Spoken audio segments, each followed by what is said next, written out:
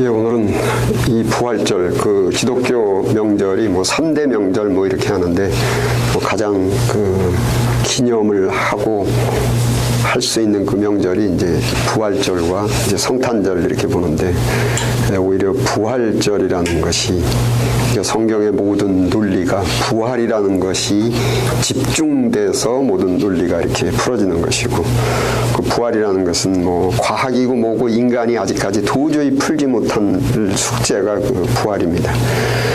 그래서 기독교의 최고의 목적은 부활하는 겁니다. 그래서 하나님 나라에 다시 사는 것인데, 그래서 그 성찬식을 거행합니다. 그래서 예배를 다른 때보다도 더 그 진중하게 신령과 진정으로 해서 그 성령님, 이곳에도 충만한 성령님의 그 영감, 감동, 그거를 이렇게 받아서 우리의 영혼, 우리의 정신심리가 이제 더 그 성령으로 이렇게 커넥션, 하나님께 이렇게 연결이 되는 그러한 그 은혜를 받아야만, 부활은 정신력으로 부활합니다. 성결의 영으로 부활하신 예수님, 이렇게와 같이.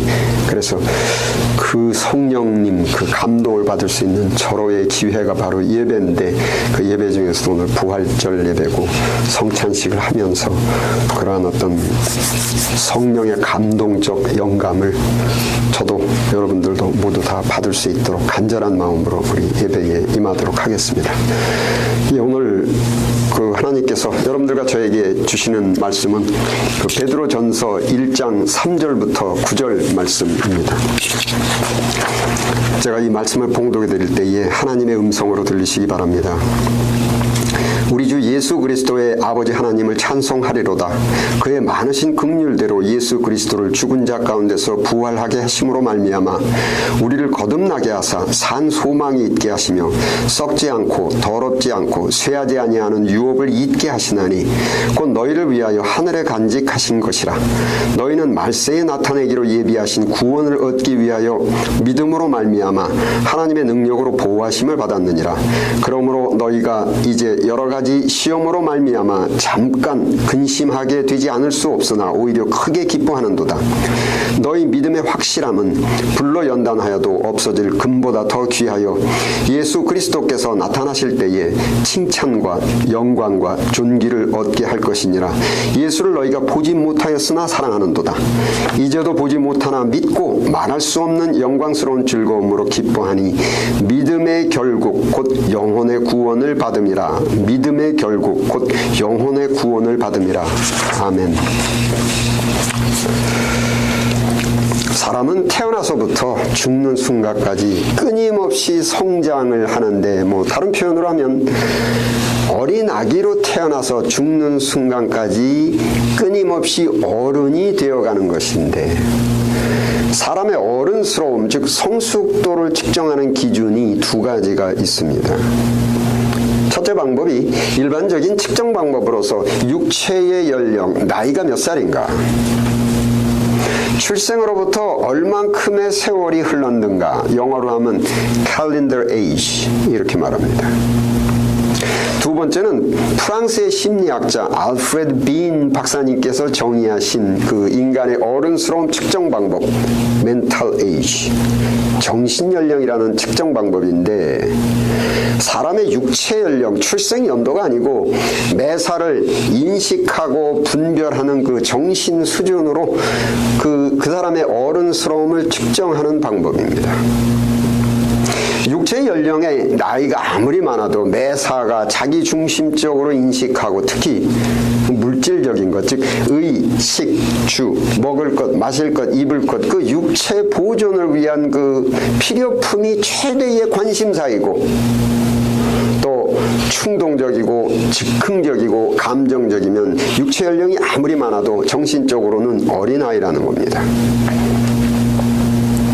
육체의 연소함, 즉 출생에서 현재까지 뭐 세월이 그리 많지 않아서 뭐 인식하고 분별하는 것이 자기중심적이고 이기적이라서 매사를 자기의 감정적 느낌과 의지에 맞추려고 하고, 뭐 부모를 포함한 주변의 모든 사람들을 내 느낌과 내 의지에 맞추어 가려고 하는 어린아이는 추후 충분한 시간을 갖고 천천히 교육을 시키면 되는데, 출생에서부터 현재까지 꽤 오랜 세월이 흘러서, 즉 육체 연령은 꽤 되었는데 뭐 정신 연령이 그 육체 연령을 따라가지 못해서 제대로 성장하지 못해서 정신 연령으로는 어린아이가 되어서 최대 관심사가 그저 먹고 마시고 입고 육체적이고 물질적이고 뭐 감정 변화의 기준이 자기중심적인 사람은 이 문제가 대단히 심각하다는 겁니다. 이 정신 연령의 미숙, 즉 정신연령의 어린아이에 대한 그 바울 사도의 한탄하심이 히브리서 5장 12절 13절 2절 함께 읽겠습니다. 시작. 때가 오래되었으므로 너희가 마땅히 선생이 되었을 터인데 너희가 다시 하나님의 말씀의 초보에 대하여 누구에게서 가르침을 받아야 할 처지이니 단단한 음식은 못 먹고 젖이나 먹어야 할 자가 되었도다. 이는 젖을 먹는 자마다 어린아이니 의의 말씀을 경험하지 못한 자요. 때가 오래되므로 뭐 태어나서 이제까지 꽤 오랜 세월이 흘렀는데 육체 연령은 꽤 되었는데 영혼의 연령, 정신 연령은 아직도 젖이나 먹는 어린아이라 자기중심적이고 충동적이고 즉흥적이고 감정적이고 자기의 욕구를 본능의 욕구를 절제하지 못하고 온통 먹을 것 마실 것 즉 육체의 보존에 관한 즉 물질적인 것에만 집착을 한다. 정신심리학적으로 인지 발달 심리, 즉 인간의 인지, 정상적인 발달 심리에 관해서 강조하시는 베드로 사도의 말씀이 오늘 본문 말씀 중에 베드로 후서 1장 4절 또 함께 읽겠습니다. 시작. 이로써 그 보배롭고 지극히 큰 약속을 우리에게 주사 이 약속으로 말미암아 너희가 정욕 때문에 세상에서 썩어질 것을 피하여 신성한 성품에 참여하는 자가 되게 하려 하셨느니라. 성품에 참여하는 자가 되게 하려 하십니다. 신의 성품으로의 참여, 성품, 인격, 영혼, 정신, 즉 정상적인 인간으로서의 성숙, 어른이 되어가는 발달 과정이 의식주의 물질적인 것들로 육체가 발달되는 것이 어른이 되는 것이 아니고 신의 성품, 영혼, 정신 연령이 발달해서 어른이 되어가는 것이 인간이라는 겁니다. 심리학적으로 인지심리 발달, 기독교적 용어로는 신의 성품을 닮아가는 것, 영혼의 성숙, 정신연령의 성숙은 사람이 신의 성품을 얼만큼 회복했는가, 즉 타락하지 않은 인간, 정상적인 인간의 표본인 예수님의 인격을 얼만큼 가까이 닮아갔는가가 바로 영혼의 성숙, 정신연령의 성숙, 인격적 어른이라는 겁니다.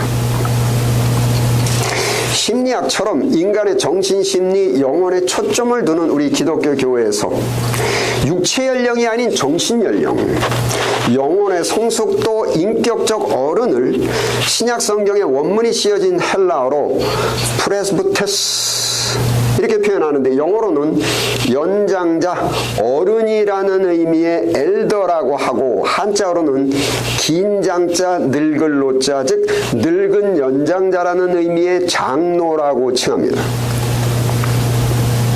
즉 인간의 정신심리를 기준으로 하는 심리학처럼 기독교 교회에서는 육체 연령이 많은 사람을 어르신이라고 여기지 않고 육체 연령과는 관계없이 정신 연령이 성숙하신 분을 장로, 순수한 우리말로 길게 늙었다, 어르신 이렇게 부르는 겁니다.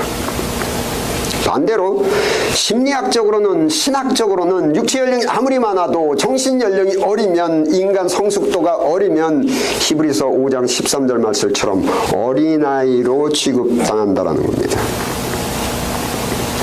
이렇듯 사람의 육체 연령에 비해서 정신 연령이 성숙하지 못하는 것을 심리학에서는 developmental disorder 혹은 developmental disability, 발달 장애 이런 용어로 비정상적인 정신심리 상태라고 하는데, 문자대로 정신연령이 육체연령을 따라가지 못하는 비정상적인 정신심리 상태. 때가 오래되었는데, 때가 오래돼서 마땅히 이제는 선생이 될 수도 있는데 아직도 젖을 먹는 어린아이니, 출생한 지 오래되어서 이제 어른이 되어야 되는데 아직도 젖이나 먹는 어린아기처럼,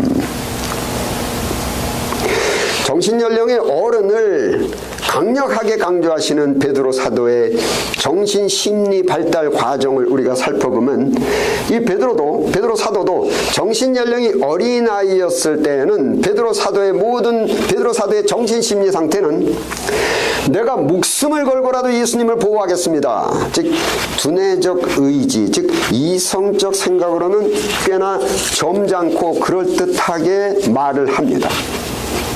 자기의 의식적 상태로는, 즉 자기의 머리로는 자기의 육체 연령에 걸맞게 어른스러운 말을 하고 점잖고 어른 같은데, 영혼의 상태, 정신심리의 상태는 아직도 의식주둥 육체 보존을 위한 필요품들, 부모에 대한 어린아이의 정신심리 상태처럼, 예수님은 내가 배가 고플 때 먹을 것을 공급해 주시는 분, 예수님은 내가 몸이 아플 때 그 아픈 것을 치료해 주시는 분, 예수님은 내가 심심할 때 함께 놀아주는 사람, 그것도 내 배가 고플 때, 내가 아플 때, 내가 심심할 때 전부 내 중심입니다. 주변의 모든 사람을 포함한 모든 환경을 내 기분, 내 감정, 내 처지, 내 환경에 맞추려고 하듯이, 내가 목숨을 걸고라도 주님을 지켜드리겠나이다. 두뇌 의식적인 말은 육체 연령에 걸맞게 좀 점잖게 어른스럽게 하지만, 예수님은 그저 떡 5개와 생선 2마리로 나를 배부르게 먹여주시는 분, 문둥병, 소경, 기타 아픈 사람을 치료하듯이 나를 치료해 주시는 분, 또한 우리를 못살게 구는 로마 제국의 그 나쁜 사람들을 혼내주시는 분, 이런 정도로 믿고 따랐습니다. 내가 목숨을 버리는 한이 때도 주님을 지켜드리겠나이다.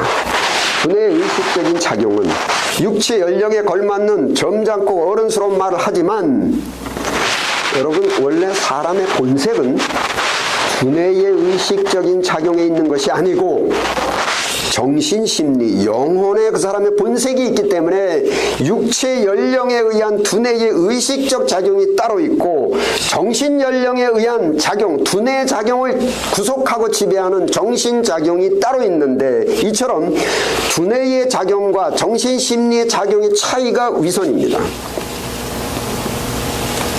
육체 연령은 어른이나 정신 연령은 어린아이입니다. 그런데 사람의 본색은 두뇌의 육체 연령이 아니고 정신 연령이기 때문에 급하면 어린아이의 정신심리의 상태, 즉 본색이 드러나는 겁니다. 육체 연령이 지배하는 의식적인 두뇌 작용으로는 점잖고 어른스러운 말을 하지만, 방심하면 나도 모르게 어린아이의 그 정신순령의 수준이 그대로 드러나서 툭하면 잘난 척하고, 매사가 감정적이고 매사가 충동적이고 자기중심적이고, 툭하면 화를 내고 칼을 뽑아서 휘두르며 철삭거리다가, 온통 먹는 것, 입는 것, 육체 보존을 위한 것을 위해서 목숨 걸고 예수님을 따르다가 자기 육체를 보존하기가 힘들다고 판단하는 상황이 닥치자 철부지 어린아이의 정신연령의 수준이 그대로 탄로가 나서 자기만 살겠다고 도망을 쳐버리는 철없는 유치한 행동이 나오는 것입니다. 여러분, 원래 사람이 육체적이고 물질적이고 돈에 집착하면 나도 모르게 사람이 유치해집니다. 정신연령이 이렇게 철부지였던 베드로 사도가 오순절날 성령을 받고 영적으로, 정신적으로 어른이 되어서, 즉 프레스비테스 장로가 되어서 신앙의 표대가, 즉 인간의 성장 발달이 육체적인 연령이 아니고 신의 성품으로의 참여, 즉 정신연령의 성숙, 즉 영혼의 성숙. 본문 말씀 베드로전서 1장 9절이 믿음의 결국은 영혼의 구원을 받음이라. 즉 믿음의 목표가 육체의 보존이 아니고 영혼의 구원, 즉 영혼의 능력으로 부활하는 겁니다. 철이, 머리에 철이 나는 것이 아니고 영혼, 정신심리에 철이 나는 겁니다. 어렸을 때는 그저 육체를 보존하기 위해서 도망을 쳤던 바로 그 십자가로 당당하게 제 발로 올라가서 거꾸로 매달려서 육체 보존을 포기하고 사랑하는 주님 곁으로 올라가서 영광의 부활을 기다리게 됩니다. 내 중심적 신앙, 내 중심적 기도, 이러한 어린아이를 모두 벗어버리고 하나님 중심적 신앙, 하나님 중심적 기도가 되었습니다. 내가 하나님께 원하는 것을 내가 원하는 것이 아니고 하나님이 원하시는 것을 내가 순종하는 겁니다. 히브리서 5장에 젖이나 먹는 어린아이라고 꾸중을 하셨던 바울께서도 다메섹으로 가는 길에서 베드로 사도께서 오순절에 받았던 그 성령을 받으시고 영혼 연령, 정신 연령이 성숙하신 어르신, 장로가 되셨기 때문에 머리에 철이 나는 것이 아니고 정신 심리에 인격에 철이 들어서 그동안 그렇게 아쉬워했던 자기 육체의 질병을 오히려 은혜로 여기면서 감사를 했습니다. 베드로 사도가 내가 목숨을 걸고라서 주님을 지켜드리겠나이다 말을 해놓은 그 신앙을 신학적으로 의지적 신앙, 즉 두뇌적 이성신앙 이렇게 말하고, 그 다음에 오순절날 성령 받고 자기가 제 발로 십자가로 걸어 올라가서 거꾸로 매달려서 예수님처럼 죽고 부활을 기다리는 그 신앙을 구속적 신앙, 성숙한 어른적 신앙 이렇게 말합니다. 베드로와 사울의 정신 연령을 성숙하게 이렇게 발달시키셨던 성령, 그 성령의 영감, 감동적 영감 작용은 본문 베드로전서 1장 3절 함께 읽겠습니다. 시작. 우리 주 예수 그리스도의 아버지 하나님을 찬송하리로다. 그의 많으신 긍휼대로 예수 그리스도를 죽은 자 가운데서 부활하게 하심으로 말미암아 우리를 거듭나게 하사 산 소망이 있게 하시고, 아버지 하나님이 예수님을 죽음에서 부활하게 하시오. 베드로와 바울의 정신연령이 어린아이 때는 전지전능하신 하나님은 그저 의식주, 육체 보존을 위한 그 필요품들, 즉 떡을 주시고 돈을 주시고 질병을 고쳐주시는 것으로 알았는데, 성령의 감동, 즉 정신심리적 감동적 영감을 느끼면서 기독교적으로는 영혼의 철이 들고 정신적 연령과 인격적 연령이 성숙해지니까 십자가에 죽으신 예수님을 다시 살리신 아버지 하나님에 대한 그 감각의 느낌이, 하나님의 전능성에 대한 그 느낌의 수준이 달라진 겁니다. 즉 전능하신 하나님에 대한 신앙, 예수님에 대한 신앙이 육체적이었고 두뇌의 의지작용이었던 어린아이의 상태였었는데, 성령을 통해서 아인슈타인이 받으셨던 그 물리학적 영감, 베토벤이 받으셨던 그 예술적 영감처럼 베드로와 바울 사도께서는 성령을 통해서 부활에 대한, 인간은 죽어도 다시 산다라는 그 영감을 받으셨던 겁니다. 영감, 영은 그 정신을 뜻하는 영, 감, 느낌을 뜻하는 감입니다. 정신적 감각, 즉 영감이 머리에 오는 것이 아니라 영혼, 정신심리에 오는 것으로서 머리에 철이 드는 것이 아니고 영혼, 정신심리에 철이 드는 것이고, 그리고 영혼은, 정신심리는 사람의 두뇌의 의지를 구속하고 지배합니다. 즉 두뇌의 의지를 지배하고 구속하는 그 정신심리의 성숙도를 심리학적으로 정신연령이라고 부르는 겁니다. 여러분도 잘 아시는 그 현재 그 감리교단의 그 표식이 십자가가 있고, 그 십자가에 불이 활활 타오르는 그 불이 표시되어 있습니다. 그 감리교단의 창시자인 그 존 웨슬리 목사님께서는 그 목사의 가정에서 태어나서 어렸을 때부터 기독교 교육을 받으면서 자랐고, 영국의 옥스퍼드 신학교를 졸업하고 25살에 목사 안수를 받으신 후에 신학교에서 신학을 가르치시면서 교회에서 설교도 하시고 하나님의 말씀을 열심히 전파하셨습니다. 그러던 중에 그 형식에 치우치고 있었던 그 영국의 안일한 기독교 문화를 박차고 신학계의 교수직과 교회 목사직을 모두 다 사임을 하고 청교도적 신앙, 진실된 그 실질적인 청교도적 신앙을 추구해서 미국과 카나다로 전도 여행을 다니셨습니다. 그 당시 영국에서 배로 그 카나다, 미국, 즉 북아메리카로 가려면 약 2달이 걸렸는데 항해 도중 뭐 여러 차례 풍랑을 만나기도 했습니다. 뭐 작은 돛담배를 타고 있던 그 웨슬리 목사님은 그 끝이 보이지 않는 망망대해에서 미친 듯이 몰아닥치는 폭풍이 닥칠 때마다 두려움과 공포에 떨 수밖에 없었습니다. 그런데 그 같은 배에 그 잔 웨슬리 목사님 외에 그 독일의 모라비아 지방의 교인들이 몇몇이 함께 타고 있었는데 그 모라비안 교인들은 그 미친 듯이 몰아치는 풍랑 속에서도 뭐 전혀 두려워하거나 동요하는 기색이 없이 지극히 편안한 상태로 기타를 치면서 찬송을 부르고 있는 것이었습니다. 거친 폭풍우가 지나간 후에 웨슬리 목사님은 모라비아 교인들에게 물었습니다. 당신들은 그 폭풍이 두렵지도 않습니까? 이분들의 대답이 아니요, 전혀 두렵지 않습니다. 하나님께 감사할 따름입니다. 이 모라비아 교인들이 도대체 무슨 배짱으로 망망대해에 떠있는 조각배 속에서 거칠고 무서운 폭풍우를 만나면서도 두려워하지 않고 안식을 누리며 그 영혼이 평안할 수가 있었겠는가?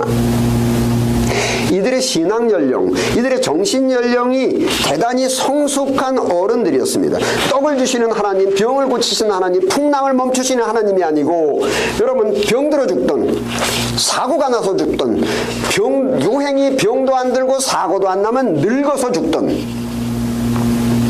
결국은 이 고통스러운 갈등이 난무하는 이 인생을 오래오래 살게 해주시는 그 하나님이 아니고 찬송하리로다. 그리스도의 죽은 자 가운데서 부활하심으로 말미암아 죽은 자를 능히 살리시는 하나님을 믿는 성숙한 믿음, 정신연령이 어른인지라 그 풍랑 속에서도 어린아이들처럼 방정맞게 촐싹거리지 않을 수가 있었습니다.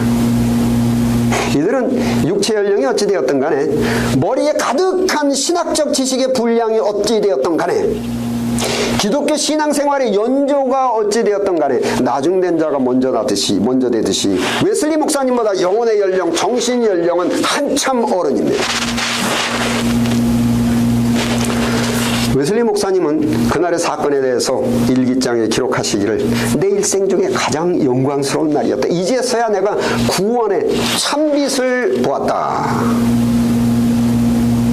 그동안 웨슬리 목사님의 모든 신앙적 믿음은 어린 시절의 베드로와 같아서 신앙적 믿음이 모두 두뇌의 이성적 의지적인 작용에 있었습니다.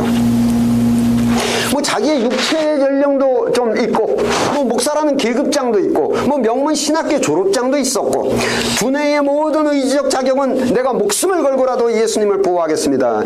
대단히 근엄하고 점잖고 육체적으로는 그럴듯한 것 같은데 사람의 본색은 머리의 이성적 의지적 작용이 아니고 영혼, 정신심리입니다. 그리고 영혼, 정신심리는 인간의 모든 두뇌의 의지적 작용을 구속하고 지배하고 있기 때문에 급하면 영혼의 수준, 정신심리의 수준인 본색이 탄로가 나게 되어 있습니다. 웨슬리 목사님께서는 그날의 사건 이후에 그동안 두뇌의 의지적인 작용 안에 있었던 그 십자가, 기독교에 대한 신앙은 원래 인간의 본색인 영혼, 정신심리로 발전되어야 된다, 발달되어야 한다라고 깨닫고 두뇌의 의지적 신앙을 인간의 본색인 영혼, 정신심리로 발달시키시는 그 영감, 두뇌의 의지를 구속해서 지배하는 그 영혼, 정신심리가 처리들게 하시는 그 성령적 영감, 성령의 감동을 간절하게 추구하고 바라는 마음을 표시하는 모습으로 두뇌의 의지적이고 지식적인 그 십자가가 영감을 받는 모습, 성령의 감동적 영감의 느낌을 불이 활활 타오르는 모습으로 표현해서 그것이 감리교의 십자가의 표시가 되었습니다. 여러분, 지금부터 2000여 년 전에 음식을 먹지 않으면 여러분들과 저와 똑같이 배가 고프고 물을 마시지 아니하시면 여러분들과 저와 똑같이 목이 마르고 채찍에 맞으면 여러분들과 저와 똑같이 피가 나오고 아프고 심장이 멎고 호흡이 끊기면 여러분들과 저와 똑같이 죽을 수밖에 없는, 여러분들과 저와 조금도 다름이 없는 똑같은 육체적 조건에 예수님께서 십자가에 못 박혀서 심장이 멎고 호흡이 끊어져서 모든 인간들과 똑같은 모습으로 죽으셨었는데 전능하신 인간 만든 제작자 창조주께서 다시는 병들지 않는 몸, 다시는 아프지 않는 몸, 다시는 나이 먹지 않는 몸, 다시는 썩지 않는 몸, 다시는 죽지 않는 몸, 기독교적 용어로 불완전한 육체를 완전한 육체로 다시 살리셨습니다. 그리고 예수님을 다시 살리신 그 아버지 하나님께서 누구든지 이 부활에 참여하기를 원해서 예수님을 따르고자 다짐하는 사람들을 예수님과 똑같은 그 완전한 몸으로 다시 살리시겠다고 구약과 신약 성경을 통해서 약속하고 또 약속하고 계신 겁니다. 이 부활의 소망을 갖고 부활을 믿고 살아가는 사람은 예수님과 똑같은 모습으로 부활할 것이요, 그런 것은 없다. 황당무계한 것은 없다. 즉 영감을 받지 못한 사람은 결국은 병들어 죽던, 사고 나서 죽던, 요행이 병도 안 나고 사고도 안 나면 늙어서 죽던 그것으로 한 인생을 뜻없이 의미 없이 끝날 것입니다.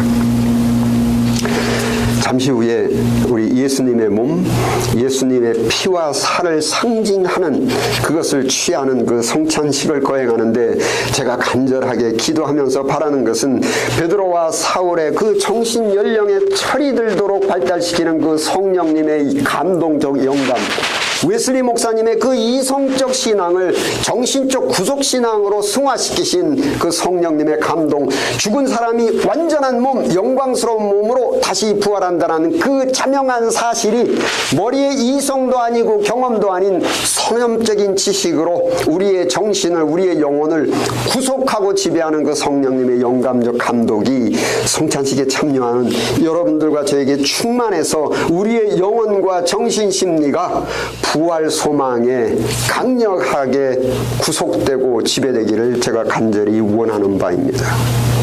기도하시겠습니다. 아버지 하나님, 세상을 사는 것이 너무도 고통스러워서 신음을 하면서 살다가 병들어 죽던, 사고로 죽던, 늙어서 죽던, 어차피 죽어야만 하는 이 절망의 인생 속에서 예수님의 부활로 절망의 인생의 소망의 빛을 밝혀주시니 감사드립니다. 절망 속의 인생에 소망이 되는 이 부활이 이성도 아니고 경험도 아닌 선험적인 영감에 의해서 구속적인 믿음의 지식이 될 수 있도록 성령의 감동을 주시옵소서. 우리 주 예수 그리스도 이름으로 기도드립니다. 아멘.